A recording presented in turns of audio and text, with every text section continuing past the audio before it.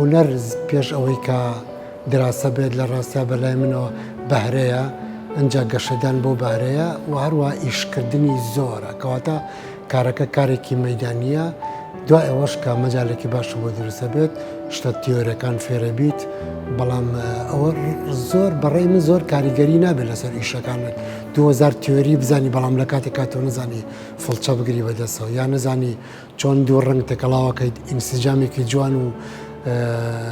هەرمۆنیەکی جوان تەناغمێکی شعری جوان دروست بکەی لەناو تابلۆیەکە بەڵێ من ئیشم کرد ئیشێکی زۆرم کرد ئیتر کە گەیشتمە فەڕەنسا هەر بەگەیشتنم بە فەڕەنسا دوای 6 مانگێک وتان ئیشی تۆ چییە یەکسەر وتم من شێوەکارم ئیترەوە بۆ پێشەنگایەکم کردەوە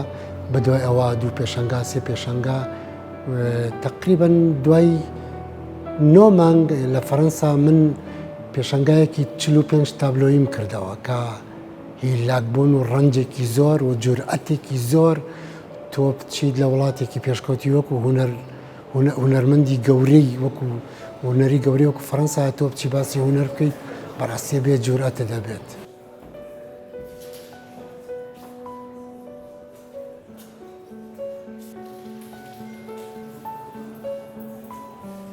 لە چالاکیەکانی ئارتفرۆش بۆ ساڵی 2022 کردنەوەی دوو پێشانگا بوو یەکیان لە مانگی 2022 بۆ بەیانجاڵ بە ناوی بۆچی جەنگ و دوا بە دوای ئەوە پێشانگای تایبەتی دڵشاد کوێستانی بە ناوی بۆنی خاک ئەمڕۆ 5 لە گەلەری میترۆگرافی لە دامەزراوەی فم کرایەوە کە تیا کۆمەڵێک تابلۆ عرضکرا بوو تابلۆکان نزیکی 33 تابلۆ بوو. بۆنی خاک کۆمەڵێ تابلۆ بوو لە سەرەتای کۆرۆناوە ئیشم تیا کرد چونکە ساڵێک بوو نەهاتە بوومەوە کۆرۆناش ساڵێککە بەڕاستی پەچی خستم کە نەتوانم سەفەر بکەم هەر ئەو بوو وای لات کە نۆستەلجیکی زۆر زۆر گەورە لە لای من دروست بێت بیری کوردستان و بیری هاوڕێکانم و پیاسەیەکی سەواڵەکە و سەفەرێک بۆ هەولێر و دووهۆک و گەرمیان وای لێ کرده بووم بەڕاستی لە بورکانە بژیم ئیترەوە بۆ تابلوانم کێشا وتمەچ کاتێک گەڕامەوە بە ناوی بۆنی خاکەوە چونکە زۆر پێویستم بە و دەست تێوەردانە بوو لە خاک زۆر پێویستم بۆ بگەڕێمەوە هەوای وڵاتەکەم هەڵمژم ئەو بوو کە گەڕامەوە لە مەتاردا بەزیم بۆی تۆزی هەناسە بم و ئەرزەکە ماچکەم بەڕاستی ئاسایشی مەتارنیان هێشت بە زۆر من ناخستە پاسەکەەوە و دڵم شکا بەجددی دڵم شکا. لە ڕاستیان من وێنەی کوردستان نەژێشم من پێشمەرگایەتیم کردووە زۆر شوێنی کوردستانم بینیوە سەفەری وڵاتانم زۆر کردووە بەڵام جوانی وڵاتانیش بێوێنەیە بەڵام لە لای من هیچ شوێنێک ناگا بە کوردستان بە تەڕێکەکەیەوە بە وشکەکەیەوە بە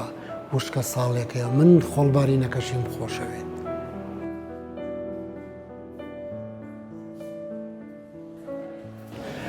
پیرۆزبایی و دەستخۆشیم بۆ دامەزراوەی ڤیم کە ئەمڕۆ ئێمە شاد کرد بە کۆمەڵێ بەرهەمی جوانی مامۆستا دڵشاد کوێستانی ئەم جارە من دوو خاڵی زۆر جوان سەرنجی ڕاکێشام لە پێشەنگاکە خاڵێکیان ئەوە بوو کە ئەو لە تێگەیشتنی خۆی لە وجه نەزەری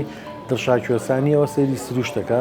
بەڵام بە خەوبینینی خۆی بە دیدی خۆی بە بۆچوونی خۆی نەک ئەو سروشتەی کە هەیە ئەم سروشتەی کە ئێمە لێرە بینیمان سروشتێکی هونەریە جیاوازە لەو سروشتەی کە هەیە لەوانەیە لە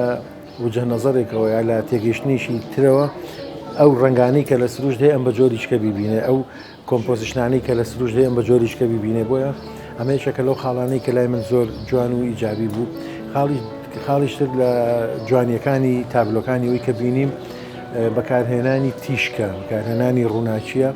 هەر جارەی بە جۆرێک ینی ئەو تیشکانی کە لە ناو تابلۆکانە بینیم ئەو تیشکانە هەریەکان دەرەجەیەکە هەریەکان ڕێگایەکە ئەگەر تۆ بتەوێت ڕاوی بکەی شیکاریکەی ئەتوانی بە کۆمەڵێک هەنگاو یان توانی بە کۆمەڵێک ئاراستە بگەیتە ئەو دالانەی کە لە ناو تابلۆکانە دایناوە ئەم دوو خاڵە لای من زۆر جوان بوو.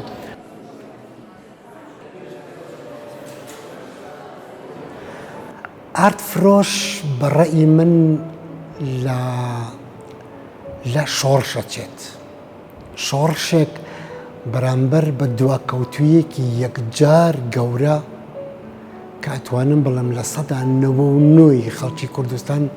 تابلۆی ئۆریجینالی هونەرمەندی کوردی نییە کەواتە ئارت فرۆش ئەو پلاتفۆرمەیە کە چاچی کردو بەلایە ئەوەیە ئەو سەقفە زەمەنیە دوورەی بەو کاولات تەپەڕیوە بیر و خێنێت پەنجەرەکان بخاتە سەرپشت سەقف لابەرێت خانوەکان خانووی هاوینەیی بن بۆ ئەوەی ئازادیەکی ڕەها دروست ببێت خۆشەویستێکی گەورە دروست ببێت مرۆڤ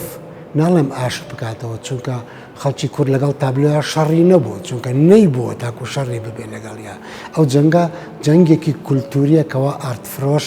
ئەیکات لە یەکێکە لەو پلاتفۆرمانەی کە من بە شۆڕشی ئەزانم ئەو شۆڕشەش هیوادارم بەردەوام بێت و ئەگام لێ جوڵەیان هەیە و وردە وردە ماڵەکانمان پڕەکەن لە جێ پەنجەی هونەرمەندی کوردی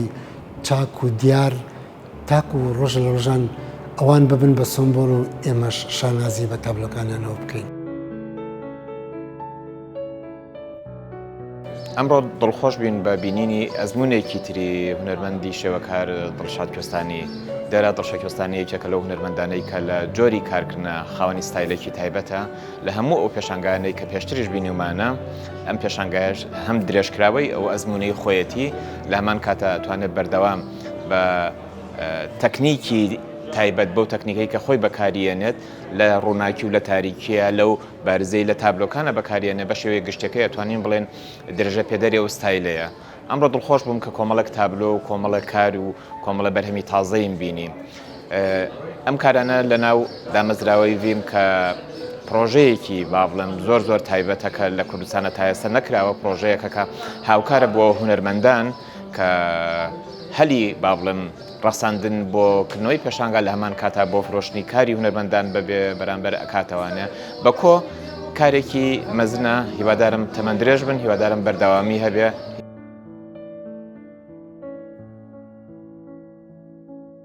وەک چەندین جاری تر ئێمە باسمان کردو کە هونەرمەندان ئەتوانن داوای ئەوە بکەن کە لە گەلەری مترۆگرافی لە شاری سلێمانی پێشانگایان بۆ بکرێتەوە یاخود ئەوە تا ئێمە خۆمان وەکو ستافی ئارت فرۆش و ڤەن فاوندیشن ئێمە قەراری ئەوە ئەین کە پێشانگای تایبەتی بۆ هونەرمەندەکان بکەینەوە لە کۆتاییە ئێمە مەبەستمان خزمەتکردنی هونەرمەندانە. پێشانگاکە شوێنێکی ئارام و بێدەنگە وێنەکان ڕەنگە کەسی دروستکەر باشتر تعبیری ئەزانێت تعبیرەکەی لە چیایە و چۆنی دروست کردویان کەسانێک کە شارەزا بن لە وێنەکان باشتر تێگەن لەوەی تعبیرە چیەکە بەڵام بەگشتی پێشانگای کەشوهەوایەکی ئارامی هەیە و دەست ڕەنگینی وێنەکەشە بین لە وێنەکانە لەوەی کە ڕەنگەکانی بە جۆرێک تێکەڵ کردووە سەرنجڕاکێشە ئارامێک ئەیە بۆ ببینێت کە کاتێک لێ ڕوانێ من ئەمەم تیابینی. من ئەمەوەیە لە قوڵای دڵەوە سوپاسی ئارت فرۆش و ڤیم فاوندیشن بکەم و سوپاسی هەموو ئەو میدیایانە بکەم کە هاتن بۆ چەند دەقیقەیەک ماندوو بوون لەگەڵما و بە خێراتنی هەموو ئەواناکەم کە ناتون لەمە دوایەن بۆ هەروە زۆر سوپاسی ئەوانەی کە هاتبوون باوەشی گەرمیان نامێ و چەپکە گوڵیان بۆ هێنام. سوپاس بۆ کوردستان، سوپاس بۆ ئێوەش.